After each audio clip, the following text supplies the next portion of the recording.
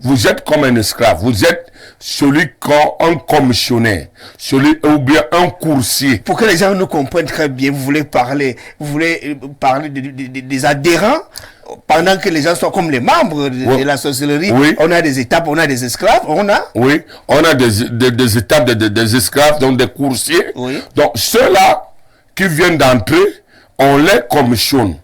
Allez, par exemple, vous placez dans des chapelles, devant des chapelles, devant des cathédrales, devant des marchés, et devant les supermarchés. Allez demander de l'argent. Vous allez voir les mendiants qui sont en train de demander de l'argent. Je vais vous poser la question, M. Bodé. Vous étant vraiment homme, quel est l'homme qui peut accepter que son parent aille demander de l'argent en route? Je ne crois pas qu'il y ait un homme qui peut accepter cela. Parce qu'à cause de sa dignité, il n'acceptera pas que ses parents aillent demander de l'argent en route. Or, vous allez donc voir que ces sorciers ont des points ciblés. Ils vont aller demander de l'argent. Et dans l'argent, il y a ce qu'on appelle l'empreinte. Oui. Et quand vous touchez de l'argent, c'est votre empreinte. Vous allez donc prendre de l'argent, vous allez les donner.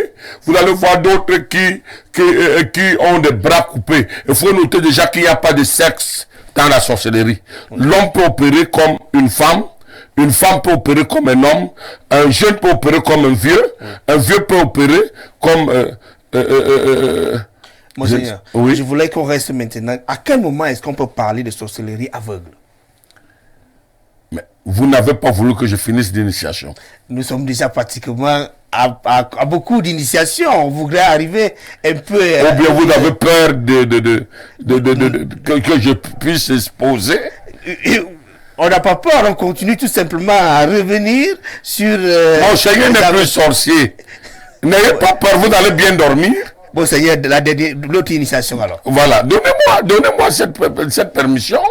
Et vous allez voir par exemple que ces mendiants de foi vont demander de l'argent. Et dans la nuit, il y a d'autres par exemple qui sont des prostituées. Vous allez pour les gens qui vont vous rendre visite aux prostituées. Les prostituées, 90% vont aller au niveau de mini-ferme, vont aller à Montbol deuxième et partout, hôtel de la ville. Et vous allez constater qu'il y a des prostituées gentilles. Comment une prostituée gentille peut être gentille de telle sorte que vous arrivez chez elle, elle va vous dire, non voilà, vraiment il faut utiliser le préservatif. Et après avoir utilisé le préservatif, elle va prendre le papier, elle va venir bien tirer votre préservatif jusqu'à appuyer votre sexe de telle sorte que le liquide ne reste pas. Et vous allez trouver un seau là, il va prendre ce préservatif, va jeter là. Ce préservatif qu'il a jeté là, votre sperme est utilisé dans le monde des ténèbres. On va fabriquer, ils vont aller dans le couvent mystique pour faire ce qu'on appelle des enfants mongols. Et ce sont ces enfants qu'on remplace avec de vrais enfants. Pour manger, et on vous dépose des enfants des enfants commencent, un enfant qui a 5 ans, il est toujours couché là, il va dans la sorcellerie, parce qu'on vous a déposé une semence de la sorcellerie. Vous croyez que votre femme est enceinte, pourtant on avait déjà changé le bébé, avec un truc qu'on a pris là-bas dans le couvent mystique, et on l'a déposé. Bon, vous allez voir, dans la nuit, il y a 1h, 23h, minuit à minuit, il y a l'heure de compte rendu. Chaque agent missionnaire va rendre compte à la reine de la sorcellerie de tout ce qu'il a fait comme œuvre. Ceux qui ont amené de l'argent vont présenter de l'argent. Oui. Et on va mettre cet argent dans des miroirs kabbalistiques. À travers cet argent, vos visages peuvent apparaître. On peut bloquer votre vie financière. On peut bloquer vos affaires. Si vous travaillez, on peut créer la zizanie entre votre patron et vous. Et le désaccord entre votre patron et vous. Et vous allez constater également que ceux qui se sont présentés comme étant des femmes vont amener des spermes qu'ils ont utilisés. Ils vont présenter et on va rendre compte. Donc, c'est la première étape qu'on appelle les envoyés. Oui. Et après les envoyés, il y a ce qu'on appelle le baptême du feu. Et dans le baptême du feu, on allume un grand feu. Et il y a ce qu'on appelle les saintes vierges. Ça veut dire des filles qui ne connaissent pas des hommes, mais qui sont dans la sorcellerie. Vous allez voir dans le village, certaines filles qui ont 25 ans, 30 ans, elles font comme si elles sont des folles, elles ne connaissent pas des hommes, elles sont sales, et vous les voyez sales, pourtant dans la sorcellerie, ce sont des vierges, elles sont faites pour ça dans la sorcellerie. Elles ne doivent pas, elles ont une interdiction dans la sorcellerie de ne pas connaître des hommes, parce qu'elles doivent rendre, elles ont un service à rendre dans la sorcellerie. Si c'est elles qui lavent les pieds. Monseigneur, Oui. alors si on revient, on reste dans le cas de l'initiation, est-ce qu'on peut donc voir, on peut faire des rapprochements entre les saintes vierges que vous appelez dans la sorcellerie et les saintes vierges avec l'église? Non, je parle de cette vierge maléfique dans le spiritiste. Ouais. Et on ne les mélange pas avec les saintes vierges de l'église. C'était nécessaire. Oui, D'accord. parce qu'il faudrait que vous compreniez ça. Et puis, celles-là, leur rôle, c'est de laver les pieds. Quand vous arrivez, ils vous lavent les pieds avec le sang humain. Et vous lavez les mains avec le sang humain, le visage avec le sang humain. Et vous traversez le feu. Parce que c'est le jour de la grande initiation, afin que vous deveniez maintenant conscient et que vous commencez à poser des actes négatifs avec votre cœur sans état d'âme. Ça, c'est le jour du baptême de feu. Oui. Et après avoir fait cette étape, vous allez arriver à l'étape où on va vous donner le mortier. Et dans le mortier, chacun va amener le bébé, qu'on appelle l'agneau du sacrifice. Et quelqu'un va me poser la question. Et le bébé là, c'est le bébé, c'est l'enfant de qui? Voilà. Vous avez accouché. J'aimerais, vous êtes un journaliste tellement expérimenté. J'attendais des questions pareilles. Allez-y. Alors, j'aimerais dire, les bébés pareils, vous voyez dans les hôpitaux, la disparition des bébés. Vous allez entendre que le bébé a disparu. Est-ce que vous connaissez, sans toutefois avoir des problèmes avec des sages-femmes, est-ce que vous savez qu'il y a des sages-femmes sorcières?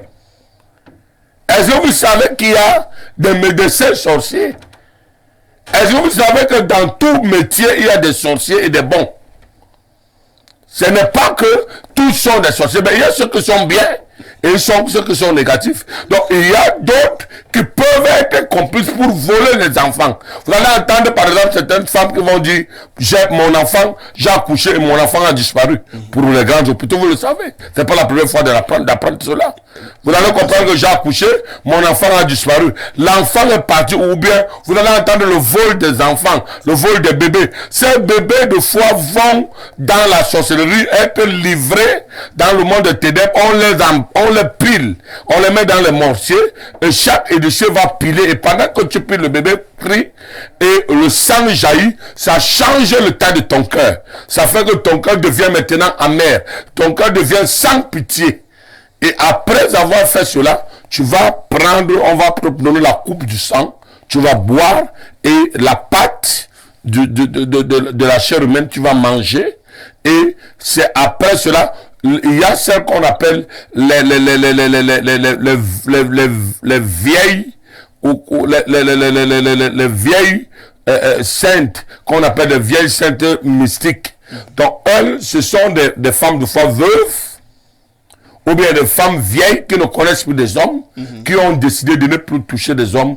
Elles sont faites pour lancer des youyou et des chants. Ils vont chanter koulou koulou koulou koulou koulou, oyo. Ils vont danser des cris. Et quand ils vont lancer ces cris, C'est pour confirmer à ce moment-là que le baptême de feu est en train de se passer. en train de se passer. Et après donc cela, chaque sorcier a des totems. On va donc te donner les totems. Et le totem est comme ton sosie. Ça veut dire que à travers le totem, tu peux voyager avec ton totem. Tu peux envoyer ton Nous totem. sommes encore là dans l'initiation. Dans l'initiation. D'accord. Vous pouvez envoyer votre totem voler de l'argent. Ouais. Vous allez voir par exemple dans la maison la présence des souris. Les souris qui rongent les plantes de pied des gens. Les souris qui volent de l'argent, qui prennent les sous-vêtements. Les souris qui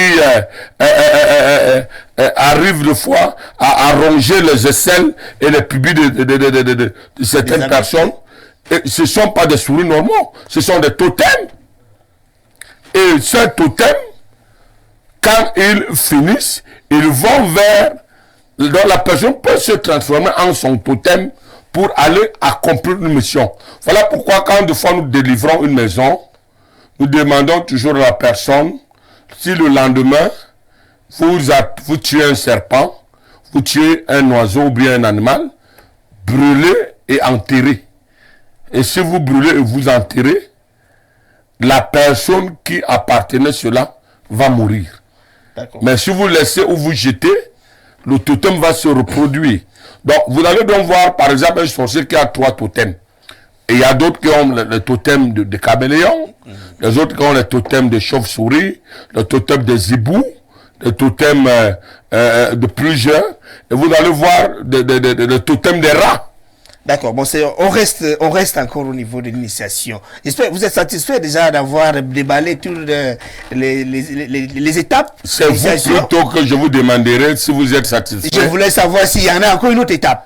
S'il faille que je parle, je peux parler jusqu'à l'enway. Donc ça veut dire que je n'ai pas de temps limite. C'est les gens qui ont plutôt le corps spirituel d'écouter. Ça me rassure que vous n'allez pas vouloir encore continuer à parler d'initiation. Est-ce qu'à ce moment-là, à quel moment est-ce qu'on peut parler de la sorcellerie aveugle? Bon, maintenant, la sorcellerie d'abord aveugle, avant de parler de la sorcellerie aveugle, il faudrait noter qu'il existe 4 types de sorcellerie. D'accord.